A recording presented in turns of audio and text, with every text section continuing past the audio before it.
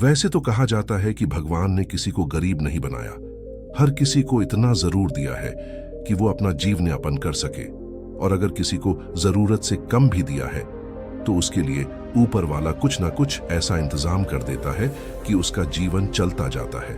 हम अक्सर दूसरों के धन को देखकर अपनी अमीरी और गरीबी का अंदाजा लगाते हैं।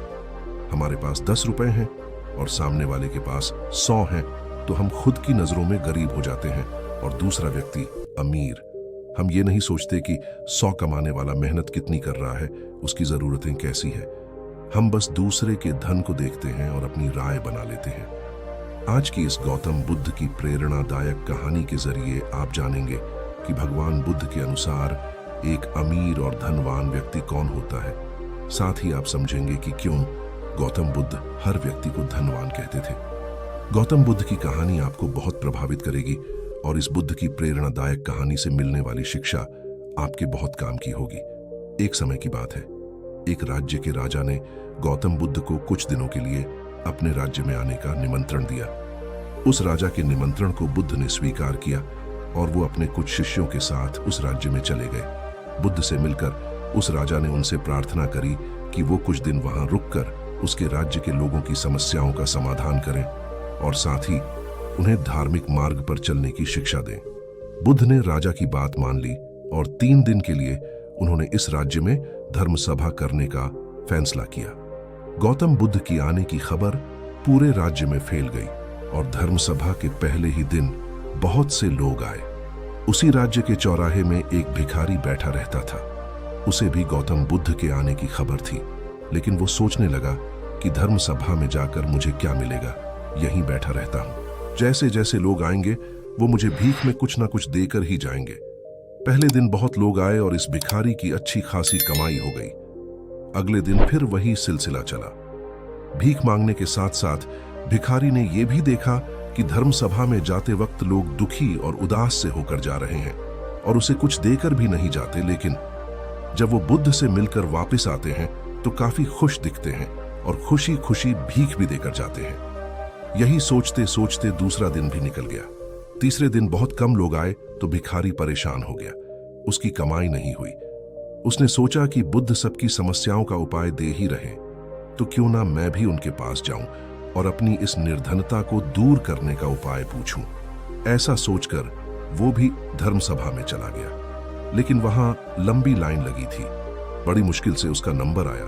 बुद्ध के पास पहुंचकर उसने प्रणाम किया और बोला, भगवान, इस गांव में सभी लोग खुश हैं और सभी धन सुविधा से संपन्न है, फिर मैं ही निर्धन क्यों हूं?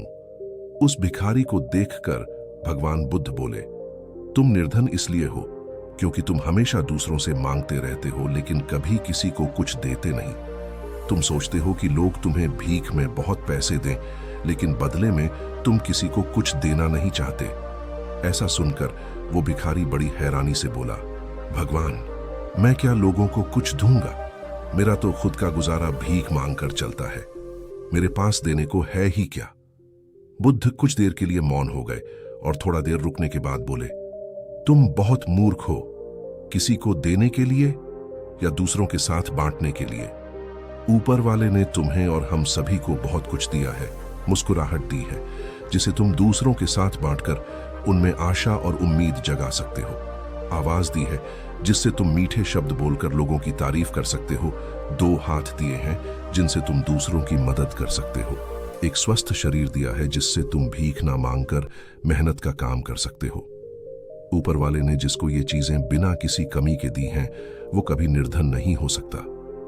तुम निर्धन हो तो बस अपनी सोच की वजह से। जैसे जैसे तुम इस सोच से बाहर निकलोगे, तुम खुद को दूसरों जितना ही अमीर समझने लगोगे और तुम्हारा जीवन भी सुधर जाएगा। दूसरों की खुशी देखकर उनसे अपनी तुलना मत करो। ऊपर वाले ने हर किसी को धनी बनाया है, बस जरूरत है तो अपनी सोच को सुधारने की। भगवान बुद्ध की बातें सुनकर उस व्यक्ति को अपने जीवन का मूल्य समझ आ गया और वो उनके दिए हुए उपदेश के अनुसार अपना जीवन जीने लगा। सीख जो हमें भगवान बुद्ध की प्रेरणादायक कहानी से मिलती है, हम सभी लोग जब दूसरों से अपनी तुलना करते हैं या दूसरों को खुश देखते हैं तो हमें लगता है कि हमारा ही जीवन खराब है और बाकी सब मजे में हैं। हम कभी अपने जीवन की अच्छी चीजों पर ध्यान नहीं देते। हम कभी ये नहीं सोचते कि भगवान ने हमें एक स्वस्थ शरीर दिया है, जो कि सबसे मूल्यवान चीज है।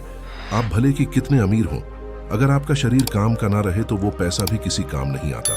और दूसरी तरफ, अगर आप गरीब भी हैं लेकिन आपका शरीर एकदम स्वास्थ्य है, तो आप अपने आप में एक अमीर व्यक्ति हैं।